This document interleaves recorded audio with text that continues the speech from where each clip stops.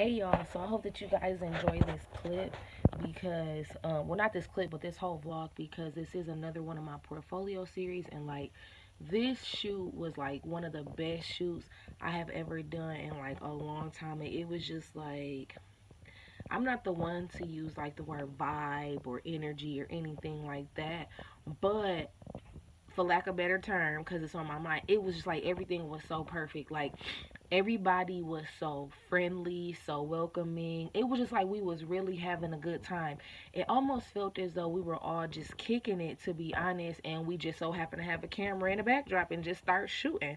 So with that being said, I did want to kind of show y'all some things. I don't know if I showed y'all this stuff before or if I've ever talked about it with y'all.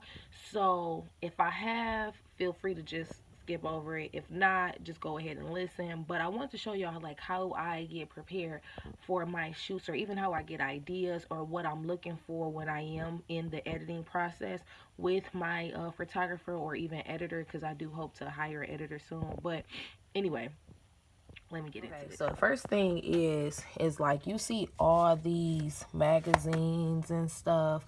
Like, I got old magazines in here. As you can see, that's like January 2015. To be honest, classic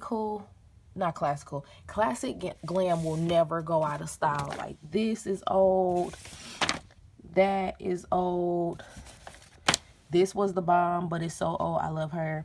But I just kind of use these things as like ways to kind of look like, what am I asking for when I'm editing? Even like looking at Teen Vogue, like how do they keep people, because you can tell, like, you know that she's a little older, but how do they keep them looking so youthful? This is a little newer.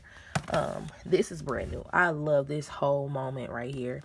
Every color goes along with her skin tone very well, and it just makes it all pop.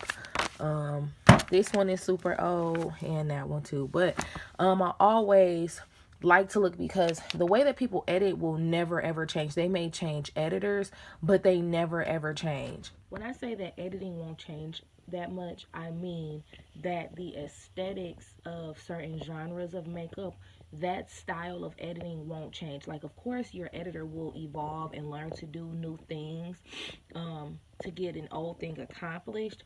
But for the most part, like when you look at editorial campaigns, runway, high fashion, when you look at those type of style of makeup and like how it's photographed, it's all the same. Everything looks natural but better, versus like when you get into beauty or you get into like more of like the social media, everything is like super filtered and super detailed, and nothing is wrong with either or. It's just for certain genres of makeup, it's a certain way that you edit it, because there's certain things that you want the person that's looking at the picture to focus on, you know. So that's what I meant by your editing just won't ever change. Also, I wanted to talk about tray for print. So tray for print basically is where, instead of you paying the model or paying the photographer or paying the stylist, you pay them in prints, whether it's through an electronical copy of the picture or a physical copy. Tray for print is very beneficial when the people that you're working with are either higher than you, meaning that they have a bigger reach or a bigger audience than you do, um, or like if they're just in a position where they have a lot of influence. They may not have a lot of followers on social media, but they just have a lot of influence, and people tend to flock to what they do. Trade for print can be bad, and this is why most people don't want to do it, is because it can be bad because a lot of people don't deliver on what they say they will. As far as, I've been in situations where I was promised something, as far as, oh, you'll get your pictures, or oh, you'll get this, that, and the third, and I never got them. Or I would get pictures that were not edited properly. Also, what makes it bad too is like, what am I trying to think of? Oh, you're working with people, and it's almost as if they're just using you, and they just want you because you're free, or you'll do it for free, and you're not getting any jobs from it.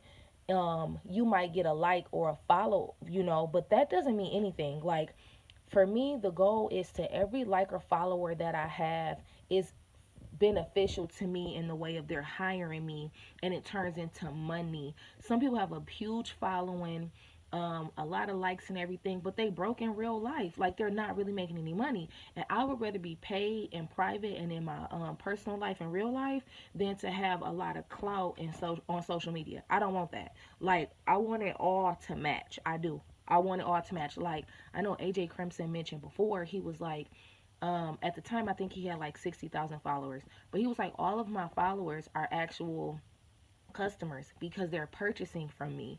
And that's how it should be. You should be able to look at what you have and know, like, okay, well, my followers or whatever, it comes and it turns into money. So anyways, I got a little distracted. So that's what you want to look for. Like if you can't gain any work from them, if you can't gain any more exposure from them, don't trade for print with them. Be picky about what it is you want to do and who you want to work with. And if you're a little iffy, charge. And don't feel afraid to charge for what you're getting ready to do, because everybody else is making money. You're the one that needs to make money as well. Also, I wanted to say that I noticed something. When you start paying people, they know how to act. They show up. All of my models to for the shoot had showed up on time, and they were super professional and super polite. I love that. With trade for parent, when you're not really paying someone, it's a huge, huge, huge, huge, huge gamble, because there's a possibility that they won't show up. There's a possibility that they may come, but the work isn't great, and you like, bruh, I could hire somebody else to do what you're doing, boo. But so just look for that and be picky. I fine tooth everything. So without further ado, we're gonna go to the next clip. So I wanted to show you guys how I use Instagram and Pinterest to help me further prepare for my shoot. So here, Instagram has like 3 dots next to every picture that you see, and then you also can click on it and it has a save to button, and you can pick where you want it to save. I chose to save it to Pinterest and then pick the board that I wanted to save it to. Now this helps me because when I hire models, I know that I'm not a good director of poses, but because I have saved so many pose suggestions, I can show them and they can try to mimic it, or they can even get inspired by it. And I found that this has really, really helped me to help them and also get what I want out of my shoots, which helps time to go by faster. Everybody say hey to India because she's texting me. I was just thinking for you, Shanice, what do you think about something like on the collarbone? Like any like Maybe little shimmer or anything? for yourself.